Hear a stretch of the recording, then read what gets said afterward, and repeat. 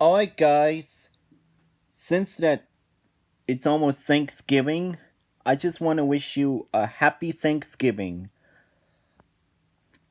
And to celebrate the release of Disney's Encanto, finally out, here it is, guys, my re-review on another Disney classic, which is Disney's Peter Pan from 1953. Yes, guys, I'm actually re-reviewing Peter Pan this time from 1953. So I hope you enjoy it, and let's get this re-review started. Cue the intro, please.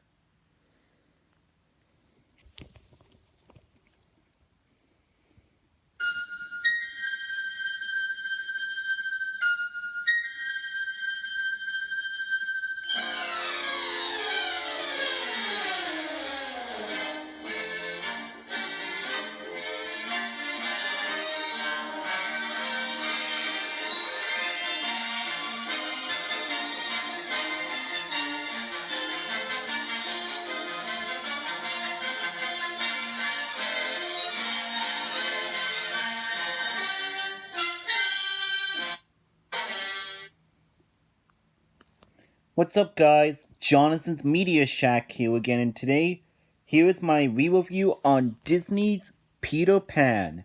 Came in the year of 1953. So basically what the plot is, it takes place in London, England, in circa 1900s, and you got George and Mary Darling's preparations to attend a party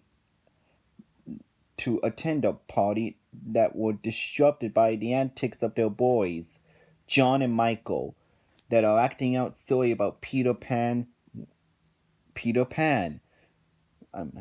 Wendy and who is the elderly sister, tells them the stories of Peter Pan every night. George, who then becomes fed up with the stories, declares that Wendy is getting too old to continue staying in the nursery with the boys.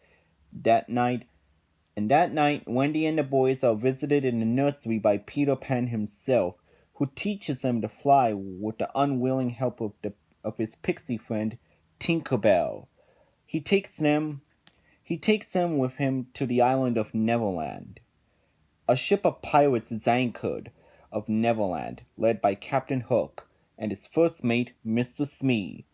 Hook desires to take revenge upon Peter Pan for cutting off his hand, but fears the crocodile who consumed the hand, knowing it is eager to eat the rest of him. When Pan and the darlings arrive, Hook shoots at them with a cannon, and Peter sends the darlings off to safety, while he baits the pirates. Tinkerbell, who is then jealous of Pan's attention to Wendy, persuades the boy that Pan has ordered them to shoot down Wendy, thinking that it's a Wendy bird. And Tinkerbell's treachery is soon found out, and then Peter banishes her. John and Michael set off with the Lost Boys to find the island's Indians. However, the Indians capture the group, believing them to be responsible for taking the chef's daughter, Tiger Lily. Chief's daughter, I meant. Taking the chief's daughter. Sorry about that, guys. Tiger Lily. Meanwhile, Peter takes Wendy to see the mermaids, who flee in terror when Hook arrives on the scene. Peter and Wendy see that Hook and Smee have captured Tiger Lily to force her to disclose Peter's hideout. Peter frees Tiger Lily and returns her to the chief, and the trip honors Peter. Meanwhile, Hook takes advantage of Tinkerbell's jealousy of Wendy, tricking the fairy into revealing Peter's secret hideout. Wendy and her brothers eventually grow homesick and plan to return in London. They invite Peter and the Lost Boys to join them and to be adopted by the Darlings. The Lost Boys agree, but Peter doesn't want to grow up, and he refuses, because he's a boy that believes in not growing up. And the pirates lie in wait and capture the Lost Boys and the Darlings. They exit the lair, leaving behind a time bomb to kill Peter Pan. Tinker learns of the plot just in time to snatch the bomb from Peter as it explodes.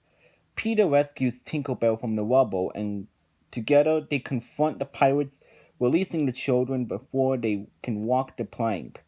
Peter engages Hook in combat as the children fight off the crew. Peter defeats Hook, who falls into the water and swims away over the horizon, pursued by the crocodile. Peter commands the deserted ship and, assisted by Tinkerbell's pixie dust, flies to London with the children aboard. However, the Lost Boys decide to return to Neverland with Peter rather than to be adopted in London. George and Mary Darling return home from the party and find Wendy sleeping at the nursery's open window. Wendy then awakens, and she then joyfully tells them about their adventures. The parents look out the window and see what appears to be a pirate ship in the clouds. George, who has softened his position about Wendy staying in the nursery, and recognizes the ship from his own childhood. And that's basically what the plot's all about. Guys, what do I think about this movie? This is a great Disney classic. I mean, wow. This is based on Peter Pan. Yep. It is based on the 1904 play Peter Pan, also known as The Boy Who Wouldn't Grow Up, by J.M. Barrie. And with Disney's touch, Disney did such a great job by making this beautiful and phenomenal masterpiece that was well known and beloved as it is today. The animation looks absolutely spectacular. Like, when it comes to Disney, you know Disney is the king of animation, and with Disney's work of animation, it's really magical and fantastic at the same time. Like, wow. This has got to be one of the best animations ever that Disney had ever done. I mean, this is obviously Disney's creativity right there, and that right there is just amazing. Even the characters' designs are really well done. I really like the designs. And you got Peter Pan, who is a boy that never grew up, and like Tinkerbell, Peter can be very hot-headed as well, and he is also commanding, but he's also very brave. And we got Tinkerbell, who is a hot-headed pixie fairy, but is also Peter Pan's closest friend. She's very envious of the relationship formed between Wendy and Peter. And we got Wendy, who is the eldest of the Darling children, who adores Peter, but her moody father forces her to move out of the nursery so that she may grow up. But she is a very feminine character with somewhat motherly care for others. And we got John, who is the older of the two Darling boys and acts very sophisticated and very mature for an 8-year-old boy. He is also analytical and thinker and skilled strategist, particularly when he takes the lead over the Lost Boys while capturing Indians and fighting pirates. We got Michael, who is the youngest. He is 4 years old, and he carries a teddy bear, and he's very sensitive. He's clumsy, but yet he's playful. We got Mary Darling, who is the Darling's children's mother. And we also got Nana, who is an unnatural dog, taking care of the Darling children and cleaning up after the continuous messes, and is very efficient at her work and possesses much tolerance for the messes. And we got the Lost Boys and Tiger Lily. And of course, we got Mr. Smee, who is Hook's first mate, and Captain Hook, who is a pirate who seeks revenge on Pan for having his left hand chopped off and fed to the crocodile in the battle, and is a very menacing villain.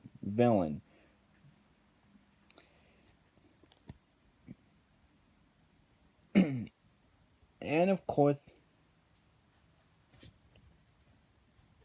we also got George Darling, who is a children's father.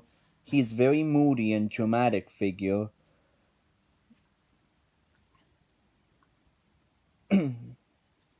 But in contrast to his moody outbursts, he is actually gentle at heart.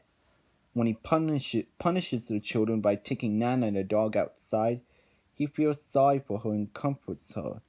And turns out that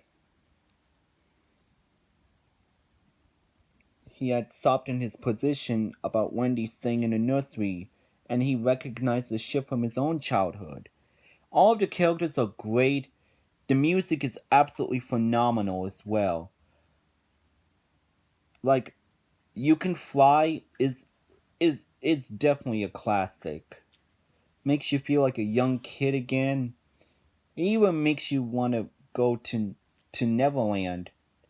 That's how memorable it is. It makes you feel like a young kid, and it also makes you feel like you want to go to Neverland to have some fun.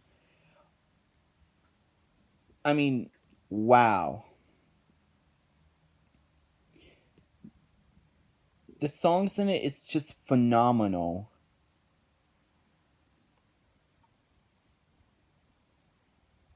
I mean, I think, and not only that, I think this is one of Disney's finest work that he had ever done. I mean, this is a really fun film. And Clyde Geronimi, Hamilton Luske, and Wilfred Jackson, I have to say, they did such a good job. I even like how the story went for Disney's Peter Pan. I thought it worked very perfectly. And not only that, it was the final Disney animated feature released through RKO before Walt Disney had founded his own distribution company, as well as the final Disney film in which all nine members of Disney's Nine Old Men worked together as directing animators. And I think this is a really unique film. So yeah, everything I could say about it is a genuine classic. The animation, the characters, the story, the songs, everything I could say about Peter Pan. Such a great classic. So yeah, Disney's Peter Pan, such a beautiful masterpiece. And I really like how it ended. I thought it was a very sweet ending. Even the editing was fantastic, and the cinematography as well. Everything I could say, such a great Disney classic. And it really lives up to its day, and it's also one of the best things I've ever experienced as well. So for my final rating for this movie, I'm gonna give this movie and the voice acting was also splendid as well. The voice acting, everyone had done such a great job. Even the voice acting was great. So for this final rating, it gets 7 out of 7. Outstanding film. And there you go. That was my re-review on Disney's Peter Pan. Thanks for watching. Make sure you comment, like, subscribe to my channel, turn on notifications, and don't forget to send me a request. This is me signing off, and I'll see you guys later. Have a great day, and peace out, y'all, and happy Thanksgiving.